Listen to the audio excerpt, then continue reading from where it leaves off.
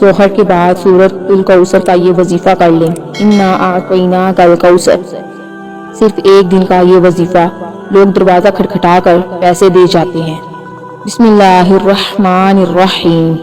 محترم ناظرین، ظہر کی نماز کے بعد یہ وظیفہ پڑھ لینا، قسمت کے اگر بند تالے نہ کھل جائیں تو پھر مجھے کہنا۔ تقدیر میرے دوستوں ایسی بدلے گی، دنیا دیکھے گی فوراً۔ جو بھائی بہن چاہتے ہیں کہ فوری طور پر ان کی جو زندگی ہے اس میں وہ خود اپنی آنکھوں سے غیبی مدد کے نظارے دیکھیں، غیبی مدد کو آتے ہوئے دیکھیں، تو یہ ضروری نہیں کہ نماز ظہر کے فوراً بعد آپ یہ وظیفہ پڑھیں۔ جیسے ہی ظہر کی نماز ہو جائے نماز آپ پڑھ لیں۔ اگر آپ لوگ نماز کے فوراً بعد چاہتے ہیں تو فوراً بعد یہ وظیفہ پڑھ لیں، چاہے تو کچھ دیر بعد سکون سے چلتے پھرتے یہ وظیفہ پڑھ سکتے ہیں۔ کوئی اس میں پابندی نہیں ہے کہ نماز پڑھنے کے فوراً بعد جائے نماز پر بیٹھے بیٹھے یہ وظیفہ پڑھنا ہے۔ وہ بھائی بہن جو اس ویڈیو پر آئے ہیں اپنی پریشانی کو لے کر، جن کو کئی سالوں سے پیسوں کا مسئلہ ہے، دولت کا مسئلہ ہے، وہ تمام میرے بھائی بہن بڑی توجہ سے، بڑے غور سے اس ویڈیو کو ضرور دیکھ لیجئے گا۔ انشاءاللہ اللہ پاک نے چاہا تو آپ کے رزق کے، دولت کے، پیسوں کے مسائل فوری طور پر حل ہو جائیں گے۔ آج آپ تمام ناظرین کو سورۃ الکوثر کا وہ خاص وظیفہ بتانے لگے ہیں۔ آپ لوگوں کی قسمت ایسی چمک جائے گی کہ آپ لوگ خود مجھے دعائیں دیں گے۔ ناظرین، آپ لوگ لازمی اس ویڈیو کو دیکھتے ہوئے جو وظیفہ آپ کو بتانے لگے ہیں، اپنی زندگی میں صرف ایک دن یہ وظیفہ آپ کو پڑھنا ہے۔ پوری زندگی میں یہ وظیفہ آپ کو یہ نہیں کہ آپ کو روزانہ پڑھنا ہے، چاہے تو آپ پڑھ سکتے ہیں، لیکن یہ عمل جو ہے، یہ وظیفہ جو ہے، آپ کو ایک ہی مرتبہ پڑھنا ہے۔ انشاءاللہ ایک مرتبہ پڑھنے سے ہی آپ کی مالی مشکلات اللہ پاک کے حکم سے فوراً حل ہو جائیں گی۔ کتنی بھی پیسوں کی تنگی ہو، فقیر بندہ بھی اگر اس ویڈیو کو دیکھ رہا ہے جس کی جیب میں 10 روپے کا نوٹ بھی نہ ہو، غیبی مدد ہوگی اس کو۔ اگر وہ رات کو یہ وظیفہ پڑھ کے سوئے، صبح مالا مال ہو جائے گا۔ صبح یہ وظیفہ پڑھ لے تو شام تک پیسوں کا بندوبست ہو جائے گا۔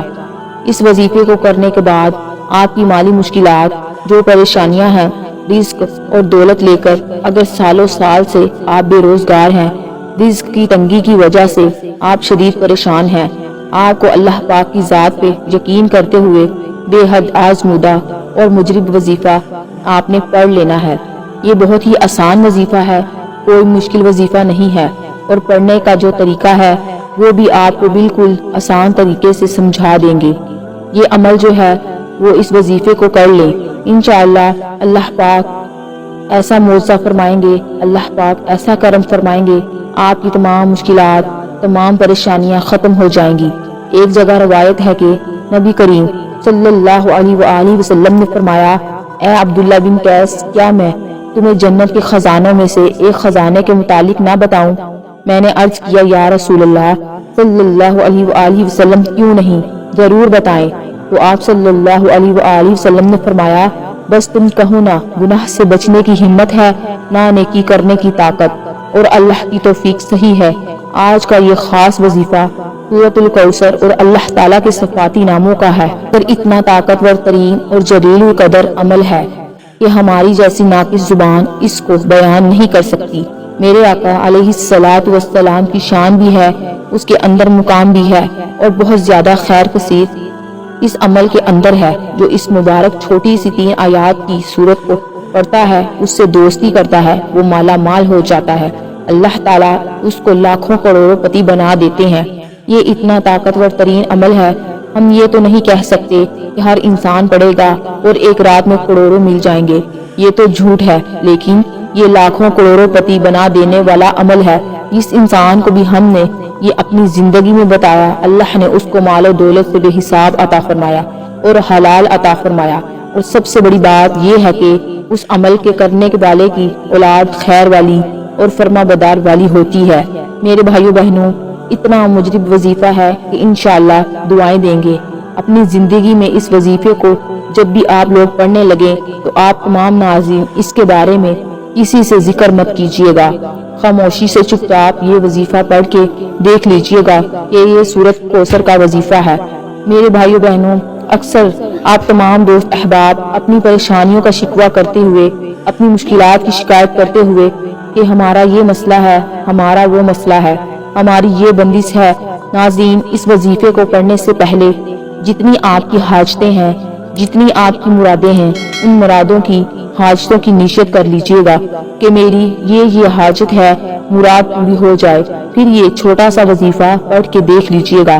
میرے بھائیو بہنوں، ابھی وظیفہ آپ پڑھ رہے ہوں گے اور غیبی مدد کے نظارے اپنی آنکھوں سے دیکھیں گے انشاءاللہ۔ جہاں وظیفہ ختم ہوگا وہاں انشاءاللہ کام ہو جائے گا۔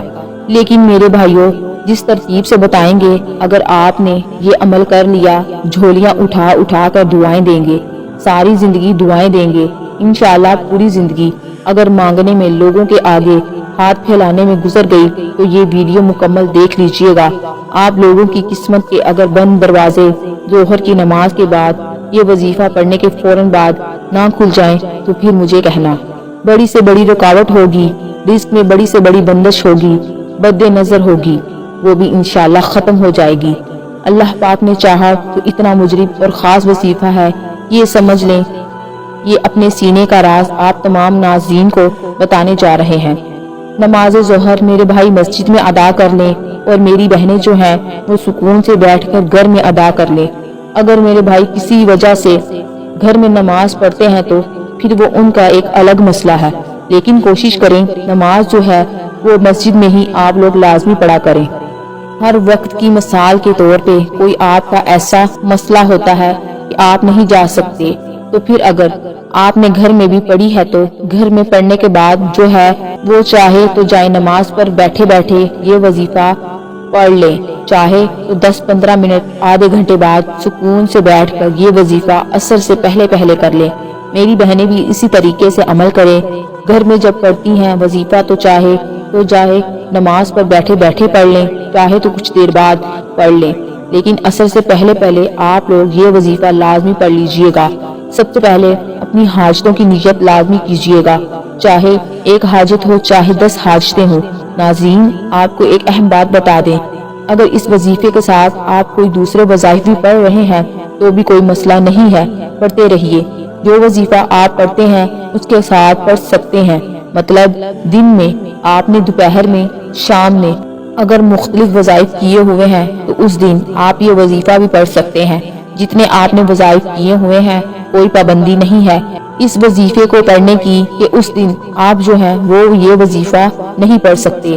سب سے پہلے اپنی حاجتوں کی نیت کر لیں، چاہے ایک حاجت ہو، چاہے 10 حاجتیں ہوں، چاہے وہ 100 حاجتیں ہوں، جتنی بھی آپ کی حاجتیں ہوں ان کی نیت کر لیں۔ مثال کے طور پہ آپ کو ذاتی مکان چاہیے تو یہ نیت کر لیں کہ مجھے ذاتی مکان مل جائے، میں اس کے لیے یہ وظیفہ پڑھ رہا ہوں یا پڑھ رہی ہوں۔ اگر آپ کو کوئی بڑی رقم چاہیے تو یہ نیت کر لیں کہ مجھے کوئی بڑی رقم مل جائے، میں اس کے لیے وظیفہ پڑھ رہی ہوں یا پڑھ رہا ہوں۔ حاجتوں کی نیت جو ہے وہ کر لیں۔ اس کے بعد فوراً سے آپ تمام دوست احباب سکون سے بیٹھ جائیں۔ نماز پڑھنے کے بعد کہہ رہے ہیں کہ نماز پڑھنے کے بعد آپ اپنی حاجتوں کی نیت کر لیں، اور جب وظیفہ پڑھنے کے لیے بیٹھیں تو ایک مرتبہ اعوذ باللہ من الشیطان الرجیم اور ایک ہی مرتبہ بسم اللہ الرحمن الرحیم پڑھ لیں۔ اس کے بعد ایک مرتبہ جو ہے وہ آپ لوگ درود پاک پڑھ سکتے ہیں، کوئی بھی درود پاک پڑھ لیں جو یاد ہو، جو آسان لگتا ہو۔ درود ابراہیمی پڑھ لیں یا سب سے چھوٹا درود پاک صلی اللہ علیہ وآلہ وسلم پڑھ لیں۔ درود ابراہیمی ایک بار ثواب کے طور پر میرے ساتھ بھی پڑھ لیں۔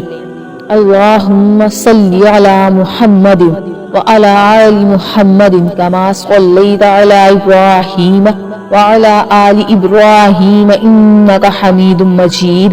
اللہم بارک علی محمد وعلی آل محمد کما بارکت علی ابراہیم وعلی آل ابراہیم انک حمید مجید۔ درود پاک پڑھنے کے فوراً بعد اب میرے بھائیوں بہنوں ایک سیکنڈ کی بھی ویڈیو اگر آپ کے آگے کی تو وظیفہ آپ کی سمجھ میں نہیں آئے گا، تو اس لیے ہاتھ جوڑ کے گزارش کر رہے ہیں کہ اگر